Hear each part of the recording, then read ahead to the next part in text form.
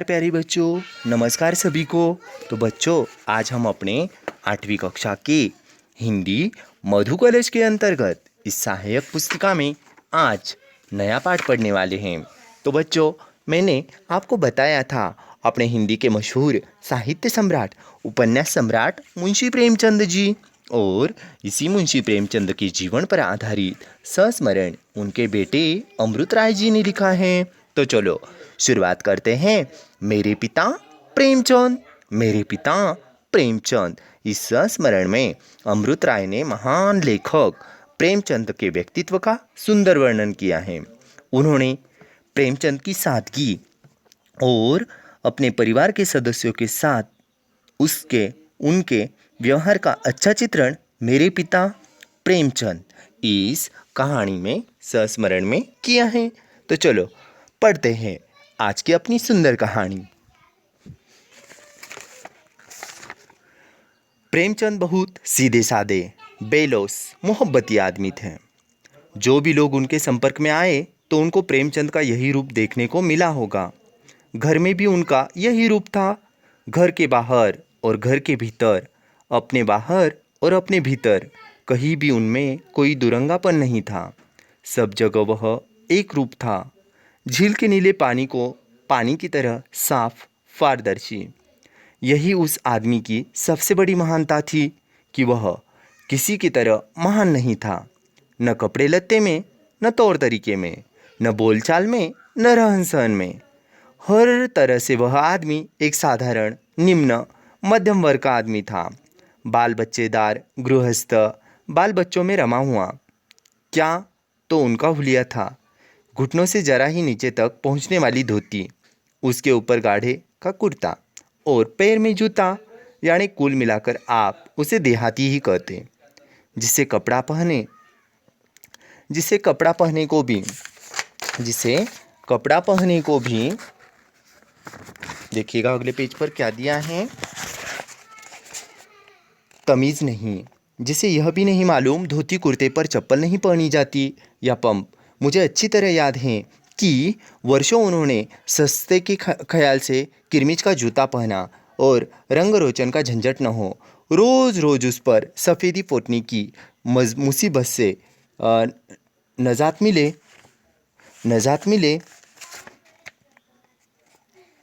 देखो, रोज़ रोज़ उससे नजात मिले तो बहुत था।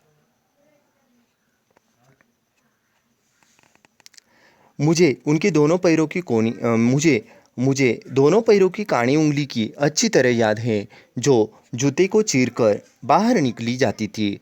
सादगी इससे आगे नहीं जा सकती थी।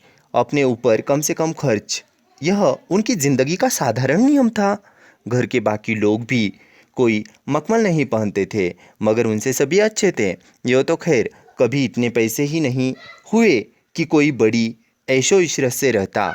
और मसल भी मशहूर है कि खुदा खुदा गंजे को नाखून नहीं देता। लेकिन जहाँ तक मैं समझता हूँ, उस आदमी को ऐशो इशरत की भूख या हवस नहीं थी। उनकी ज़िंदगी में ऐसे मौके आए जबकि ऐशो इशरत की सुनहरी गली उनके लिए खुली हुई थी।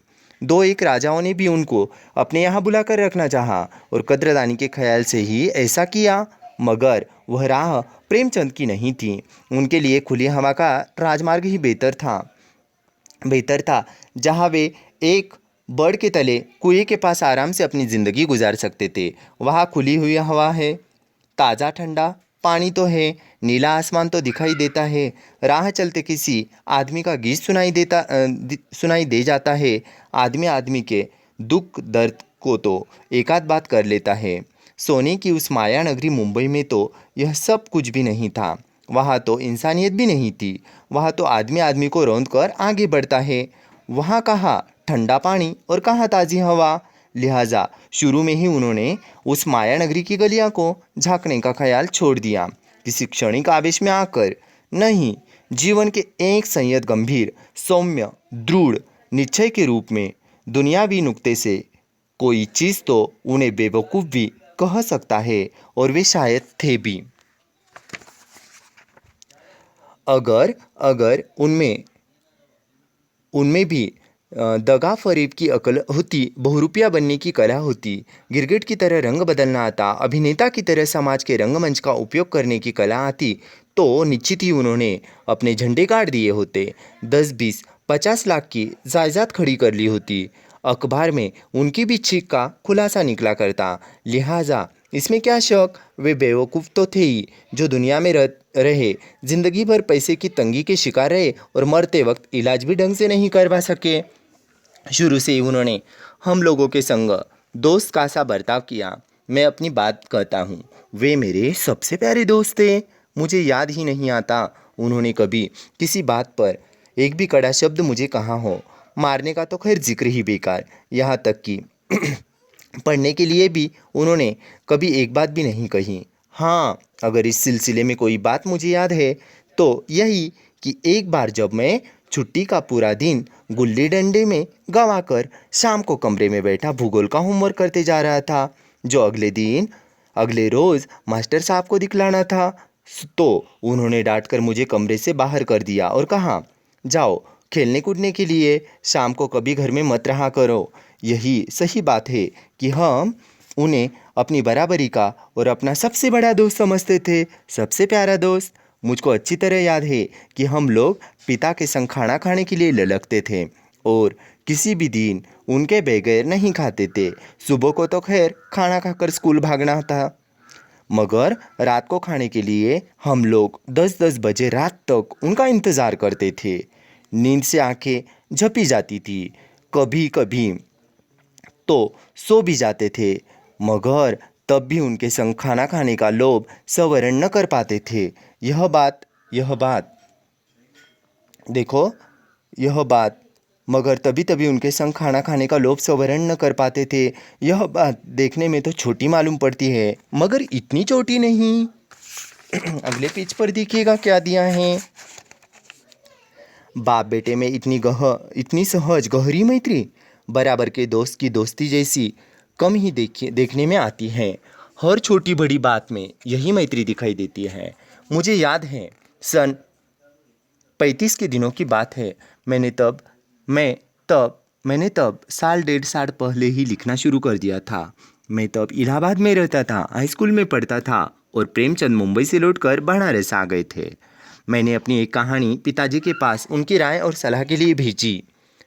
वह कहानी कुछ ऐसी थी जिनमें करुण रस बहाने के उद्देश्य से मैंने अपने सभी प्रधान पात्रों को मौत के घाट उतार दिया था। मौत के घाट उतार दिया था। मृत्यु से अधिक करुण तो कोई चीज़ नहीं होती। अगर करुण रस का पूर्ण परिपाक करना है तो कहानी में 2-4 मौतें तो होनी ही चाहिए। लिहाजा नायक और नायिका सभी मर गए।